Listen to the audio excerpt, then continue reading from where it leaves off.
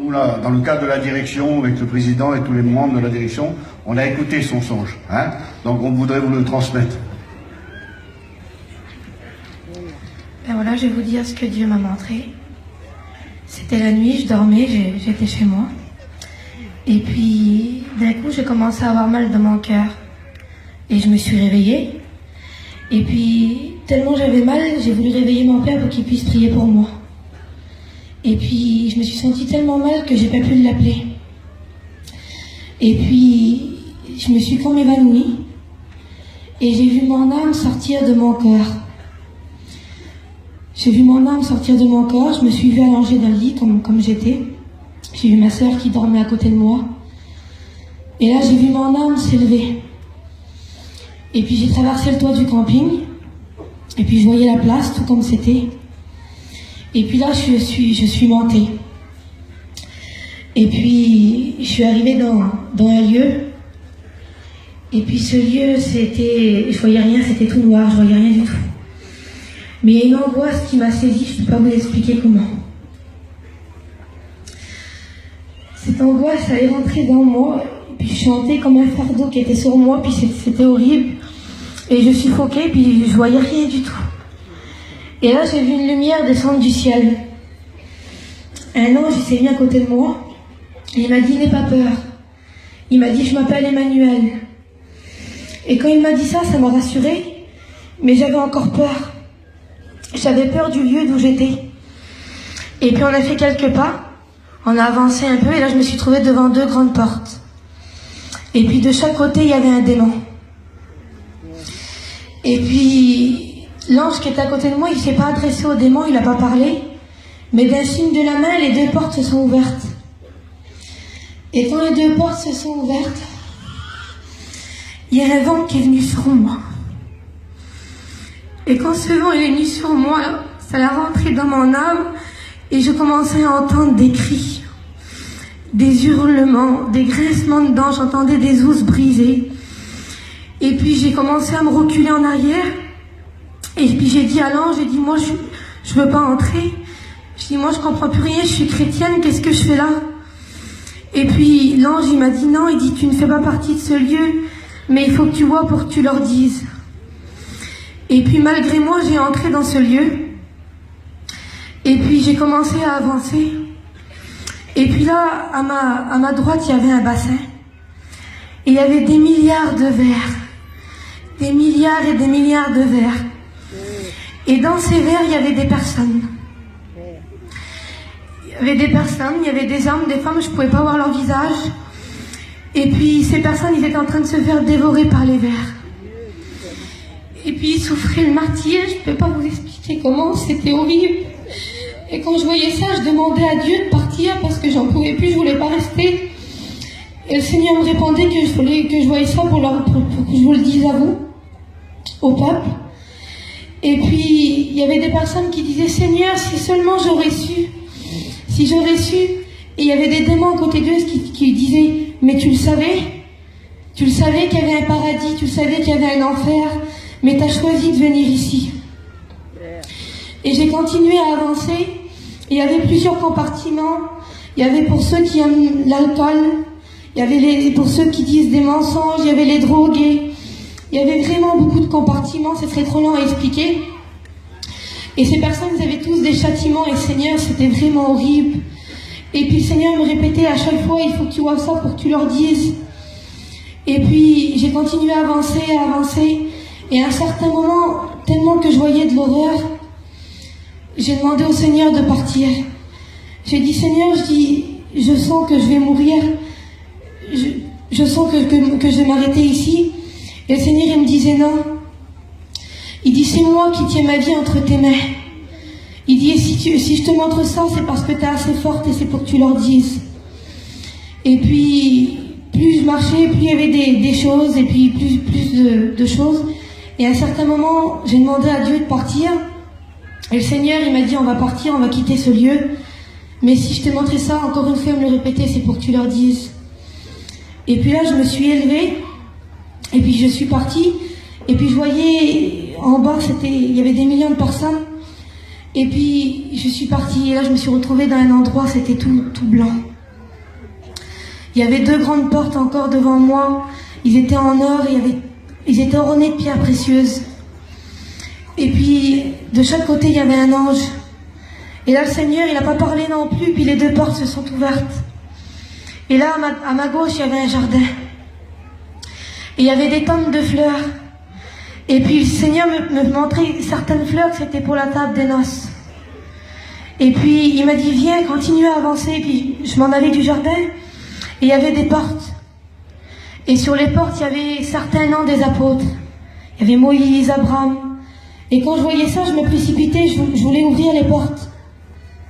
Et le Seigneur, il me disait, non, tu peux pas. Il dit, tu les verras, mais pas maintenant. Ils se reposent. Et j'ai continué à avancer, puis il y avait une autre porte qui est marquée lieu de repos. Et je ne pouvais pas y entrer non plus. Et j'ai continué à avancer, puis là je suis arrivée dans une salle, c'était la salle des prières. Et puis là, il y avait des tonnes et des milliards de vases. Il y avait par ordre alphabétique tous les noms des personnes. Et puis je voyais tous ces vases, et il y avait des vases qui étaient tout éclairés, et des vases qui étaient tout ternes. Et je demandais à Dieu, j'ai dit, Seigneur, pourquoi il y en a qui sont éclairés, pourquoi il y en a qui sont ternes? Et le Seigneur, il me disait, tu vois, ces vases, il prenait un vase qui était pas éclairé. Il dit, c'est mes enfants. Ils m'appartiennent, mais ils ne me prient jamais. Il y avait des personnes qui priaient jamais Dieu. Et comme il disait ça, je sentais que le Seigneur, il avait de la peine. Et puis il disait, c'est mes enfants, mais ils ne me prient pas. Ils ne me demandent jamais rien, ils ne me prient jamais. Et il prenait un autre vase, et ce vase-là, il était à demi allumé, puis demi éteint. Et puis il dit, ça, c'est mon enfant aussi, mais il me prie seulement comme il a le temps. Il ne prend pas le temps de me prier. Il me prie seulement quand il a besoin. Il fait que me demander, il ne me remercie jamais. Et même quand je lui accorde, il ne me remercie pas, il redemande. Il dit, mais pourtant, ce sont mes enfants. Et puis là, il prenait un vase, et là, ce vase-là était tout éclairé. Et il dit, ça, c'est mon enfant. Il dit, il me prie constamment. Il prend le temps de me prier. Même quand il est occupé, il s'arrête et il me prie. Et quand il disait ça, Seigneur, je sentais qu'il avait de la joie, que ça lui plaisait de parler de ces enfants-là. Et puis je disais à Dieu, je dis, Seigneur, y a-t-il des prières plus importantes que les autres? Est-ce qu'il y a des prières que tu entends plus que les autres? Ou est-ce que tu en entends 20 000 aujourd'hui ou 20 000 demain? Je lui demandais comment ça se passait. Et le Seigneur, il me disait non. Il disait que toutes les prières, elles avaient de l'importance à ses yeux. Peu importe la prière qui est élevée là, je l'entends et je prends soin de l'écouter. Et il disait, peu importe que ce soit la prière du cœur, même qu'elle n'est pas sortie encore de la bouche, je la connais. Il dit seulement la pensée que vous avez, que vous ne l'avez pas encore dit, je la connais. Dans vos prières, je sais s'il y a de la colère, s'il y a de la tristesse, s'il y a de la peur, s'il y a de l'angoisse. Il sait tout. Et il m'expliquait, et puis je dis, Seigneur, quelle grandeur que tu as. Il disait qu'il connaissait tout, il entendait toutes les prières à la fois, il était partout à la fois. Et puis, d'un coup, il prenait un vase, mais quand il prenait le nom, quand il prenait ce vase, le nom il s'effaçait, je voyais pas c'était qui. Et il prenait ce vase, et il était tout éclairé. Et puis là, il disait, regarde. Et quand il prenait ce vase, il déversait. Je voyais comme de l'huile qui descendait sur la terre. Et là, il y avait toute cette huile à rentrer dans un foyer. Je ne le voyais pas non plus, je sais que c'est un foyer. Et quand cette bénédiction a rentré dans ce foyer, j'entendais merci Seigneur, alléluia. Et j'entendais que ces personnes, ils priaient encore plus Dieu. Et ils disaient, il était temps que la bénédiction arrive pour ces personnes. Il disait que les prières qu'on lui adresse, il les renversait à un certain moment à lui en bénédiction pour nous. Et puis je disais, Seigneur, pourquoi des fois tu mets du temps à répondre? Pourquoi des fois, Seigneur, c'est lent? Pourquoi tu réponds pas tout de suite? Et le Seigneur, il disait, mon temps et le vôtre, c'est pas le même. Il disait, mes circonstances et les vôtres, c'est pas les mêmes. Et puis, j'ai sorti de cette salle, et j'ai été dans la salle des dîmes. Et là, c'était tout des coffres, des milliards de coffres. Et c'était encore une fois par ordre alphabétique, il y avait des milliards de noms. Et puis c'était pareil, les coffres étaient éteints et d'autres qui étaient allumés. Et puis quand je voyais ces coffres, je croyais tout comprendre. Et puis je disais, Seigneur, le coffre là, je dis, c'est quelqu'un qui donne beaucoup, puis lui qui donne pas beaucoup. Et le Seigneur il me disait, non, tu te trompes. Et puis je disais, je comprends pas. Et le Seigneur il prenait un petit coffre, et il était tout éclairé. Et il disait, tu vois, cette personne-là, il dit, elle donne ce qu'elle peut. Elle le fait de tout son cœur. Même si elle donne pas beaucoup, elle fait comme elle peut. Mais elle fait avec son cœur. Il dit, et ça m'est agréable.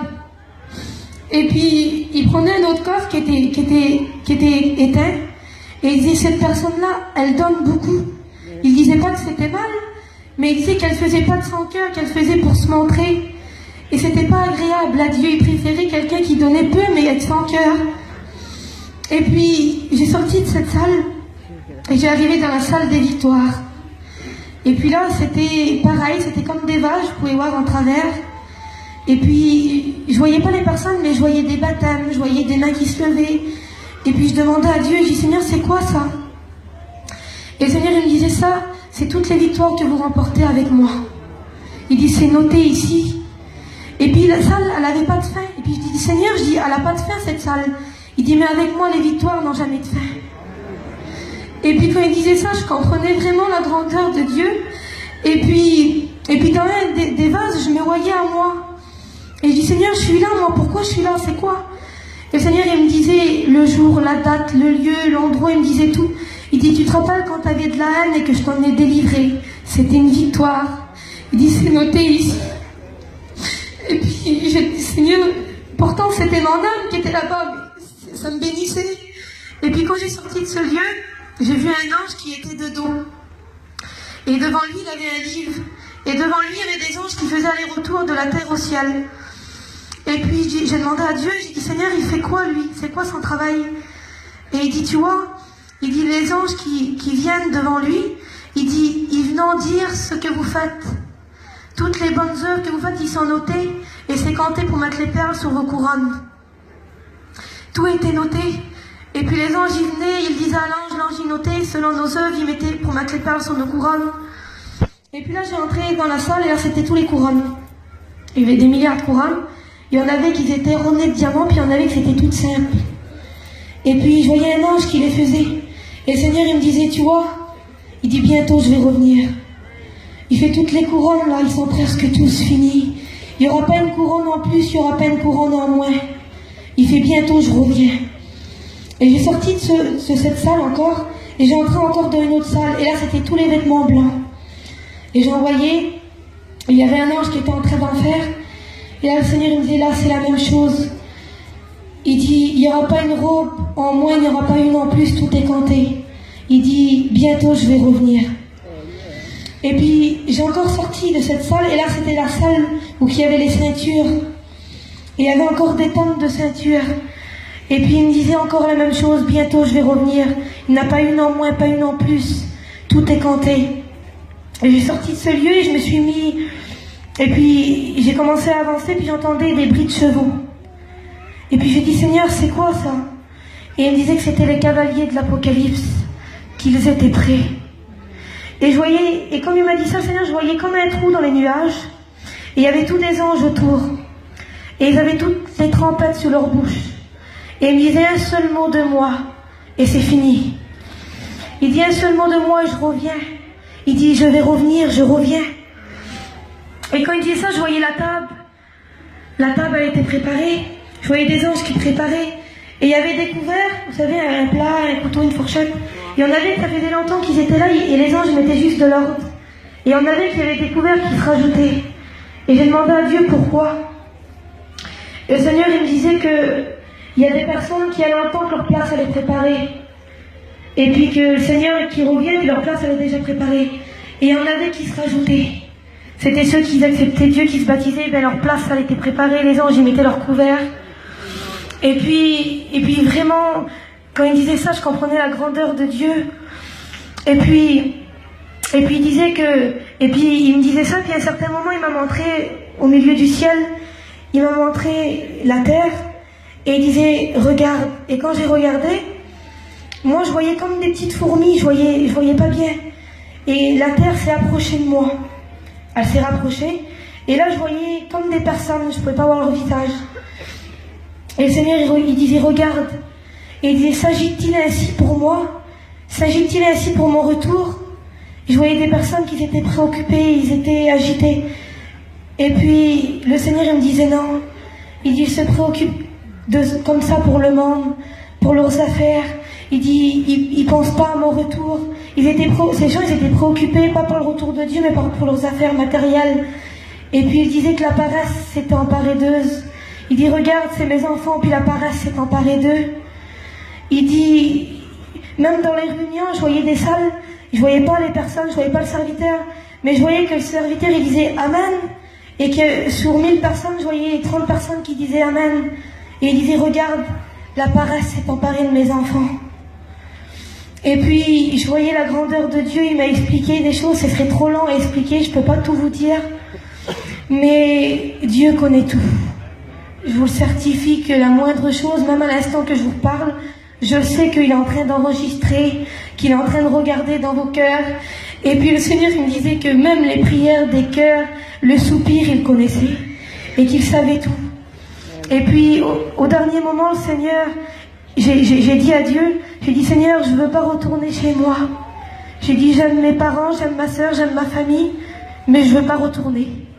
J'ai dit, garde-moi ici, donne-moi le plus petit des travails qu'il y a, et je reste ici. Et le Seigneur, il m'a dit non. Il m'a dit, si je t'ai montré ça, c'est pour que tu leur dises. Et puis j'ai dit, d'accord Seigneur, alors je leur dirai. Et là, le Seigneur, c'est comme si il m'a poussé avec ses mains. Et j'ai tombé en bas du ciel. Je suis partie à une vitesse, je ne peux pas vous dire comment, j'ai tout retraversé des univers. Et là, j'ai re-rentré dans mon corps. Et quand j'ai re-rentré dans mon corps, j'avais mal partout, j'ai pas pu m'endormir parce que j'avais peur.